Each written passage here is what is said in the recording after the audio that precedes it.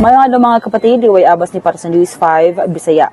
Gisang-atan og ethics complaint si 4th District Quezon City Representative Bong Suntay tungod sa iyang sexist remarks sa aktres nga si Ann Curtis. Gipanguluhan sa Gabriela Women's Party ug uban pang women's rights advocates ang pagsang-at og ethics complaint batok kang Suntay.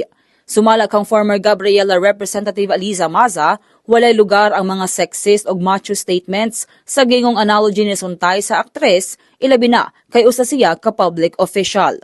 Dugang niya, kinahanglan nga pahamtangan og disciplinary action o silutan ang kongresista. Matod pa ni Maza, pwede nga masuspinde si Suntay o pwede pod nga magbayad og multa o mag-community service sama sa kanunay nga ginabuhat sa mga babae sa ilang balay. Iniaron masinate sa kongresista ang kalisdanan sa mga babae nga kinahanglang respetuhon ilabi na sa usa ka mambabatas. Kundi nausab ni House Committee on Women and Gender Equality Chairperson Ann Matibag ang giingong lewd remark ni Suntay.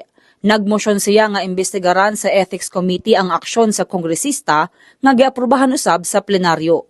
Yun ni Matibag nga malakip sa priority measures sa Legislative Executive Development Advisory Council o LEDAC ang substitute bill nga mag-amyenda sa Safe Spaces Act aron malikayan ang kaparehong insidente sa mga sunod pa nga higayon.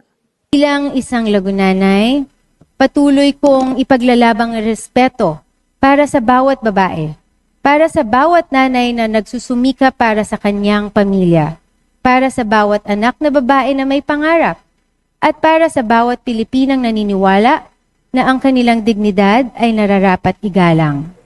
Kini salamat tong update magpadayon sa pagbantay sa social media pages sa News 5 para sa man pa mga balita ug update. Amping tang tanan.